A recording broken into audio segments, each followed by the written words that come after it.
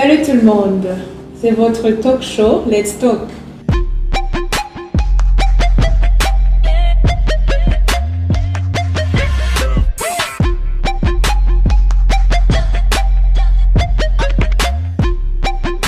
Et aujourd'hui, nous allons continuer sur le thème du mariage. Vous avez été nombreux à réagir et je vous en remercie infiniment. Merci de votre soutien lors du premier épisode de Marriage Issues. Comme vous le voyez aujourd'hui, nous parlons en français parce que nous avons une invitée spéciale, Madame Claudette Ngendandouné. Elle est ici pour donner les ingrédients d'un mariage qui dure, d'un mariage qui fonctionne.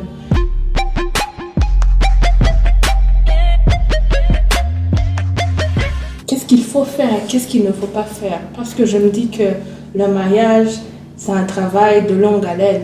Ça c'est sûr, ça c'est sûr. Merci Inès.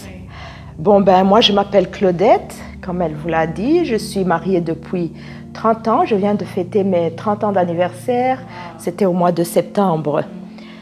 J'ai 5 enfants, j'ai un petit-fils. Ça veut dire que ça a été un long parcours. J'ai beaucoup appris.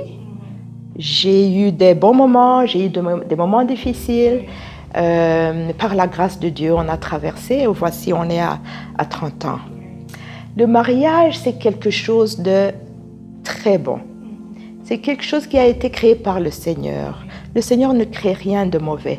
Et s'il a créé le mariage, le Seigneur savait que c'est possible et que c'était bon pour nous.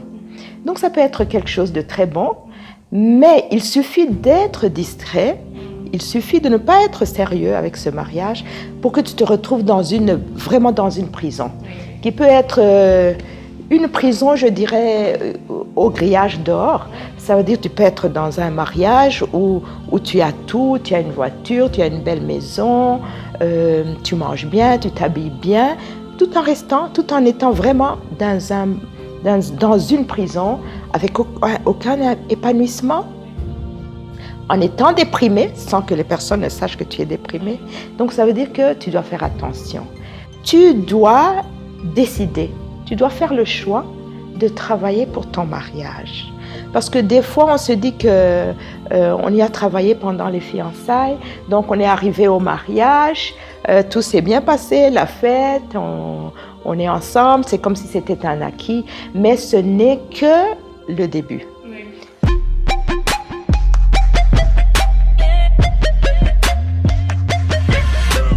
Je dis alors que pour pouvoir y travailler, il y a une parole de la Bible, si je peux me permettre de dire, qui dit que l'on périt par manque de connaissances. On périt vraiment par manque de connaissances. Si tu as un ami qui a divorcé, ou si toi-même tu es divorcé, ce n'est pas que tu es mauvaise, ce n'est pas que tu es idiote, ou bien que c'est ton mari qui est mauvais, c'est surtout par manque de connaissances. Vous n'avez pas su, vous n'avez pas connu comment vous y prendre, comment nourrir votre mariage, comment le maintenir. Donc il faut faire le choix de construire ce mariage, qu'il pleuve ou qu'il neige. Il faut décider d'apprendre. Tu sais, quand tu es grande, quand tu es fiancée, tu as même suivi les cours à l'église, tu te dis que tu connais tout. Mais vraiment, il y a beaucoup de choses qu'on apprend par l'expérience. Donc, tu dois décider d'apprendre. Ça veut dire accepter que tu ne connais pas tout. Accepter d'être renouvelé. Comme la parole de Dieu dit en Romains 12, 2, accepter de renouveler notre intelligence en fonction de ce que tu rencontres dans le mariage. Et ce que toi, tu rencontres dans ton mariage n'a rien à voir avec ce que moi je rencontre. Donc, tu as besoin vraiment d'intelligence et de sagesse. Il faut connaître le mariage, c'est quoi? Si Dieu a instauré le mariage, cette institution, c'était pourquoi? C'est quoi? Parce que c'est là aussi vraiment une des bases de nos erreurs. Parce qu'on se marie parce qu'on aime, entre guillemets. Parce qu'on a les sentiments. Tel me plaît, je suis bien quand je suis avec lui, il me parle bien, et il a les bons gestes, on a des conversations qui s'harmonisent bien, je me sens bien. C'est surtout basé sur toi, parce qu'il me dit ça, il me fait ça, il a un look qui me plaît, en fonction de toi, ce qui te satisfait. Et c'est ça la première erreur. Parce qu'à partir du moment que tu entres dans le mariage, tu te rends compte que c'est tout autre chose. Quand l'Éternel a créé le mariage, c'était pas pour aller être consolé, pour aller être diverti, mais c'était plutôt pour aller travailler, pour aller cultiver un champ comme l'Éternel. Plus donner, voilà. Le mariage, c'est un mariage entre deux personnes.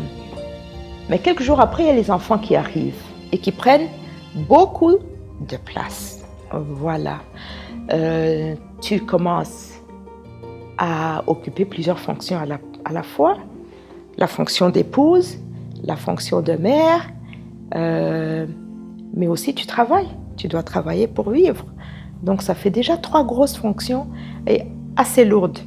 Chacune à sa part est assez lourde. Mais ce que les gens ignorent, c'est que ton rôle d'épouse est, je crois, le plus important. Contrairement à notre culture en Kirundi, tu sais, même quand ça ne va pas dans le couple, on te dit fais-le pour tes enfants. Reste là-bas pour tes enfants. Comme si tu étais allé pour faire des enfants ou pour tes enfants. Donc tout commence à tourner autour des enfants, alors que ce n'était pas le plan. Que c'était pas le plan de Dieu. Partir un jour. Ah là, ça c'est vrai. Ça je le vois moi. Hein. Oui. Tu as dit moi j'en vois qui sont en train de partir. Oui. Si je m'étais accrochée là, ça aurait été difficile. Donc ton rôle d'épouse, ton rôle de mère et ton rôle de collègue ou bien de quelqu'un qui doit travailler pour la famille, tu dois concilier les 3.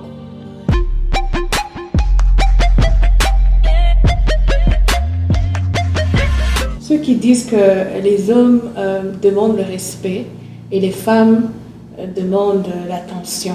Comment concilier les deux? Parce que si je suis là, je m'attends à être prise en charge, à être aimée inconditionnellement. Le mari ne sait pas que j'ai ces attentes. Et lui, il est là, il attend que je le respecte inconditionnellement. Mais si je crampe sur mes positions, on n'en parle pas, je vois qu'il y a des problèmes. Alors, oui, il y a souvent même des problèmes sur la définition même du respect, la définition même de cet amour et de cette attention. Parce que beaucoup pensent que le respect, c'est juste être en dessous et dire « oui monsieur, qu'est-ce que vous voulez ?» être au service de monsieur, mais ce n'est pas ça. Je peux résumer et l'amour et le respect. Une chose que tous les deux doivent faire et qui a un ingrédient très important, c'est l'honneur. L'honneur, c'est un peu plus que le respect. L'honneur, c'est respecter tout en valorisant. Parce que tu peux respecter quelqu'un même si tu ne crois pas en lui. Mais c'est l'honneur d'abord. L'honneur te demande de valoriser l'autre et de faire passer l'autre avant toi. L'honneur demande que vous communiquiez. Très important, Inès, tu sais. Et c'est très important et c'est très difficile. Ouais, parce que beaucoup pensent qu'ils communiquent alors qu'ils ne communiquent pas. La vraie communication, c'est vraiment de pouvoir parler, c'est pouvoir écouter et c'est pouvoir parler sérieusement, des conversations de qualité. Mais arriver à une communication où on parle, où je peux te parler de moi. Et toi, tu peux vraiment me parler de toi. Et surtout écouter. Écouter, et sans peur. Je peux te dire ça me convient, ça ne me convient pas. Moi, j'aime ça, moi, je n'aime pas ça. L'autre jour, hier, tu m'as dit ça et j'étais vraiment vexée. Je n'aime pas ça. Pouvoir vraiment se découvrir à l'autre, hein? Pouvoir parler franchement, honnêtement à l'autre, ça, c'est une étape que beaucoup évitent même. Alors, merci, Madame Claudette. Merci d'avoir partagé ces ingrédients basé sur votre parcours de combattant, parce que là, avec 30 ans, vous êtes dans la catégorie des sages. En tout cas. Alors, je crois que vous avez chacun appris ce qui lui convient dans les conseils qu'elle a donnés. Je crois que ça va vous aider. Ceux qui sont indécis, ceux qui ont peur, vous pouvez sauter le pas parce que ça marche quand on s'y prend bien, quand on est vraiment engagé et qu'on est prêt à faire des sacrifices qu'il faut. Et on vous souhaite bonne chance. Merci de nous avoir suivis. À la prochaine.